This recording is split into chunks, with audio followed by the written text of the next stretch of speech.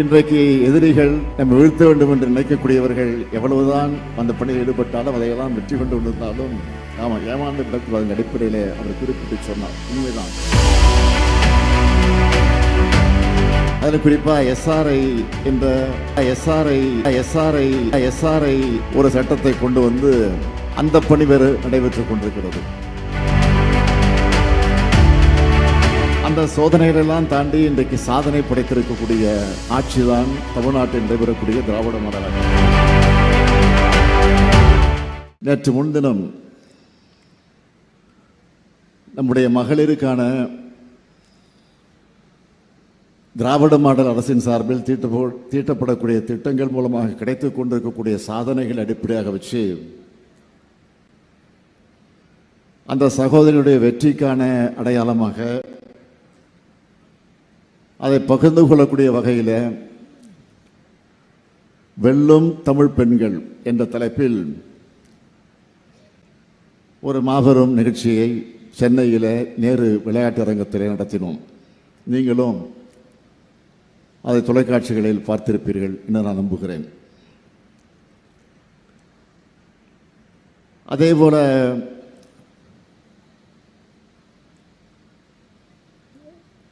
நம்முடைய மகளிருக்கு கலைஞர் பெயரால் வழங்கப்படக்கூடிய மகளிர் உரிமை தொகை, அந்த தொகை 1000 ரூபாய் மாதம் மாதம் நாம் ஆட்சிக்கு வந்ததற்கு பிறகு வழங்கி கொண்டிருக்கிறோம்.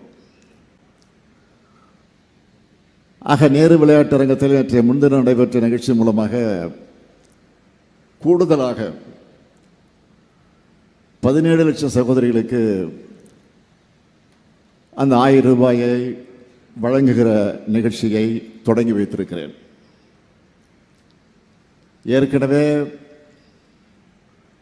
மகளிர் அணியினுடைய உரிமை தொகை, கலைஞர் பெயரால் வழங்கப்பட்ட அந்த உரிமை தொகை 1,13 லட்சம் பேருக்கு வழங்கப்பட்டு கொண்டிருந்தது. ஆனால் நேற்று முன்தினம் நடைபெற்ற நிகழ்ச்சி மூலமாக மேலும் கூடுதலாக 17 லட்சம் சகோதரிகளுக்கு, அதாவது 1,30 லட்சம் பேருக்கு வழங்கக்கூடிய நிலையை உருவாக்கி இருக்கிறோம். இன்னும் கூட சில தகுதியுள்ளவர்கள் விடுபட்டிருந்தால் அவர்கள் உடனடியாக அப்பீல், அதாவது கோரிக்கை வைத்தால் அவர்களுக்கும் நிச்சயமாக வழங்கப்படும் என்ற நம்பிக்கையை, உறுதியை நான் இந்த நேரத்தில் தெரிவித்துக் கொள்ள விரும்புகிறேன். அது மட்டுமல்ல, அது இன்னும் உயரும் என்று கூட சொல்லியிருக்கிறேன். அப்படிப்பட்ட மகிழ்ச்சியான நாளில் தான் இன்னொரு பெருமிதமான செய்தியும் வெளியாச்சு. அதை நீங்கள் தொலைக்காட்சியில், பத்திரிகைலாம் பார்த்துருப்பீங்க.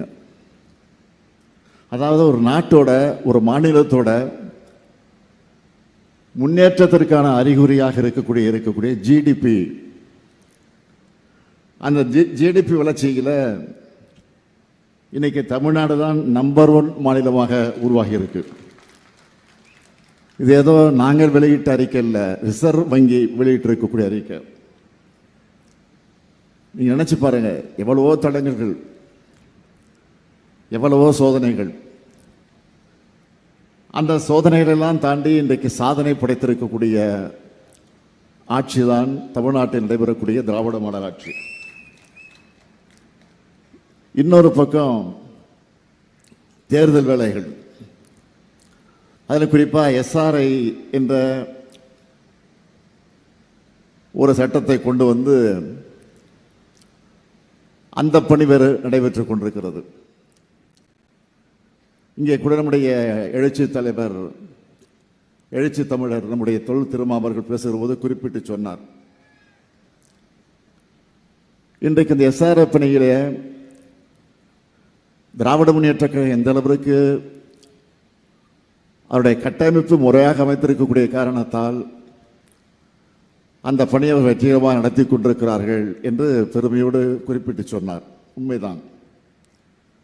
ஆக அந்த எஸ்ஆர்ஐ பணியில் இன்றைக்கு பம்பர மாதிரி நம்முடைய தோழர்கள் செயல்பட்டு கொண்டிருக்கக்கூடிய காட்சியை பார்த்து எல்லோரும் அதை குறிப்பிட்டு சொல்லுகிறார்கள், பெருமைப்படுகிறார்கள். எதற்கு என்று சொன்னால், நம்முடைய வாக்குரிமையை நாம் காப்பாற்றியாக வேண்டும். ஆக விழிப்போடு நாம் வேலையை பார்த்துருக்கிறோம். ஆனால் அதே நேரத்தில் பாதி வேலை தான் முடிஞ்சிருக்கு, இன்னும் பாதி வேலை இருக்கு. தேர்தல் நடந்து வாக்கு எண்ணிக்கை முடிஞ்சு ரிசல்ட் அறிவிக்கிற வரைக்கும் நமக்கு வேலை இருக்கு. நீங்க மறந்துடக்கூடாது. 2 வாரத்தில் டிசம்பர் மாதம் முடிஞ்சு புத்தாண்டு வரப்போகுது. ஜனவரி 1ஆம் தேதி வரப்போகுது. அதற்கு பிறகு தேர்தலுக்கு கொஞ்ச நாள் தான் இருக்கு. அதனால நான் உங்களை எல்லாம் கேட்டுக்கொள்ள விரும்புவது, நம்முடைய சாதனைகளை, திட்டங்களை, நாம் ஆற்றக்கூடிய பணிகளை மக்களுக்கு சென்றடைந்திருக்கிறது, மறுக்கல. ஆனால் என்னதான் சென்றடைந்திருந்தாலும் இங்கே நம்முடைய தோல் திருமாவர்கள் குறிப்பிட்டதை போல இன்றைக்கு எதிரிகள் நம்ம வீழ்த்த வேண்டும் என்று நினைக்கக்கூடியவர்கள் எவ்வளவுதான் அந்த பணியில் ஈடுபட்டாலும் அதையெல்லாம் வெற்றி கொண்டு வந்திருந்தாலும் ஏமாந்து விடக்கூடாது அடிப்படையில் அவர் குறிப்பிட்டு சொன்னார். உண்மைதான். ஆக நம்முடைய சாதனைகளை, நம்முடைய திட்டங்களை வீடு வீடாக சென்று மக்களிடத்தில் எடுத்து சொல்லக்கூடிய அந்த பணிகளை ஈடுபட்டு அவைகளெல்லாம் வாக்குகளாக மாற்றணும். 7வது முறையாக திராவிட மாடல் ஆட்சி உருவாகி இருக்கிறது என்ற பெருமை நமக்கு வந்தாகணும். தமிழ்நாட்டினுடைய வளர்ச்சியை தொடரணும். அது இதனுடைய பங்கும் அதில் நிச்சயமாக இருக்க வேண்டும். செய்திகளை உடனுக்குடன் தெரிந்து கொள்ள கீழ்கண்ட கேபிள் மற்றும் டிடிஎச் நெட்வொர்க்குகளில் எம்நாடு செய்தி தொலைக்காட்சியை காணுங்கள். பாதகம் செய்பவரை கண்டால் நாம் பயம் கொள்ளலாகாது பாப்பா.